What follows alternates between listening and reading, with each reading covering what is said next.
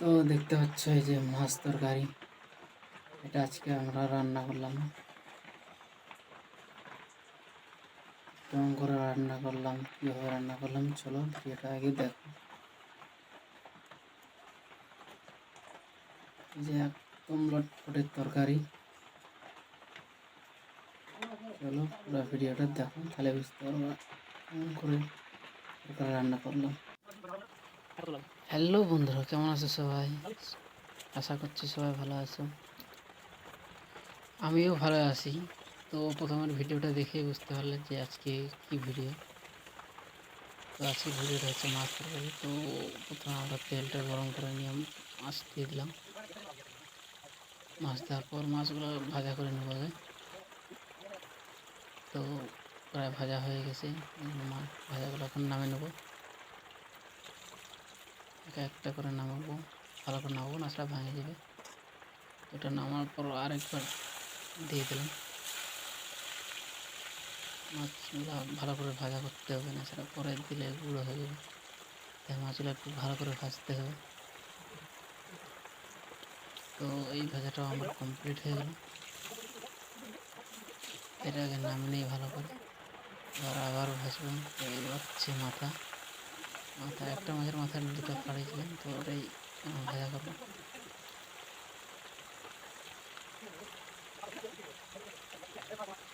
তো আমার মাছ ভাজা প্রায় কমপ্লিট হয়ে গেছে। মাথাগুলো নামিয়ে নিলাম, নামিয়ে টামিয়ে এখন পেঁয়াজ দিয়ে দিলাম গরম তেলের মধ্যে। পেঁয়াজগুলো কাটে এটাতে একটু পেঁয়াজগুলো কষানি করতে হবে।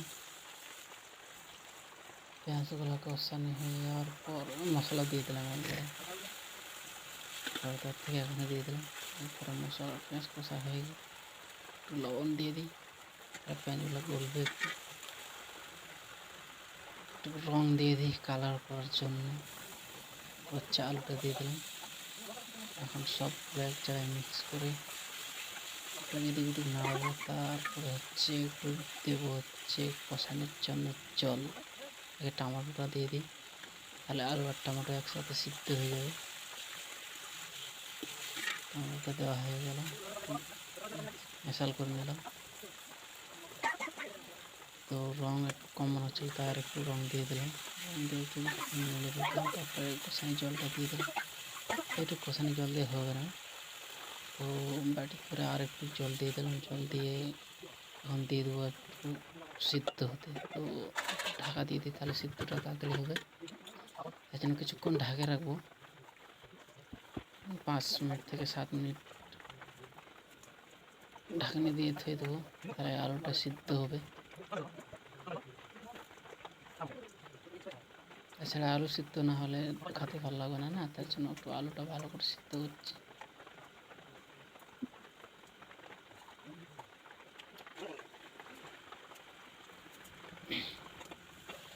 তো এখন দেখি আলুটা সিদ্ধ হয়েছে না, একটু ঘাটাঘাটি দেখি একটু লাগে থাকে, তো তোমরা ছোটালাম। তো আলুগুলো দেখছি সিদ্ধ হয়ে গেছে। তো এখন ঝোলের জন্য জল দিয়ে দিই। এগুলো মশলা জল ছিল, তো ওগুলো দিয়ে দিচ্ছি। তো এই জল দিতে হবে না, একটু আর জল দিতে হবে।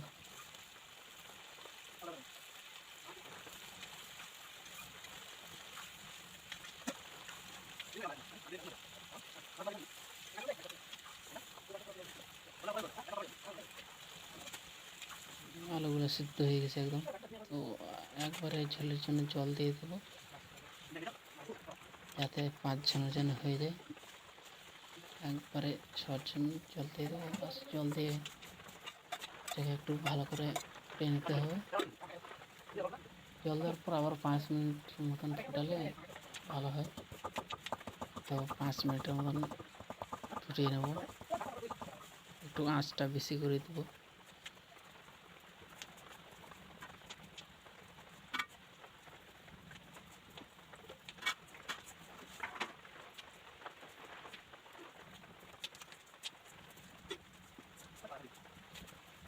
তো কিছুক্ষণ পর মাছগুলো দিয়ে দিই। মাছগুলো দেওয়ার পর আবার 2 মিনিট একটু রেখে দেবো, যাতে ঝোলগুলো মাছের পিসের ভিতরে চলে যায়। দিয়ে এখন এরপরে দেবো গরম মশলা। গরম মশলা দিয়ে মিনিট খানেক রেখে দেবো, তাহলে গরম মশলার গন্ধটা গোটায় ছড়ে যাবে, মাছের ভিতরেও চলে যাবে।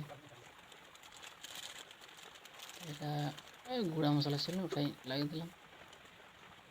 ব্যাস, এখন একটু জাল দিয়ে দিই। জাল দিয়ে দিলে, জাল দেওয়া হয়ে গেলে আমাদের তরকারি কমপ্লিট হয়ে যাবে।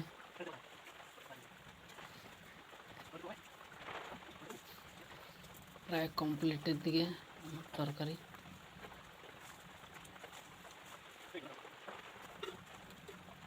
ওটা ভালো করে হয়েছে, তো একটু লবণ কম হয়েছিল, ওটা দিয়ে দিলাম। লবণটা ঠিক পরিমাণ না থাকলে এত সুন্দর তরকারি ভালো লাগবে, লবণ কম হয়ে গেলে ভালো। তো হয়ে গেছে আমাদের ফাইনালি তরকারি হচ্ছে, দেখতে পাচ্ছেন।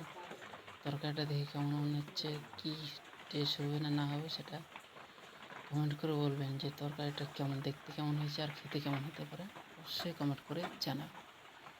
তো দেখা হচ্ছে এরকমই আবার নতুন ভিডিও নিয়ে পরের ভিডিওতে।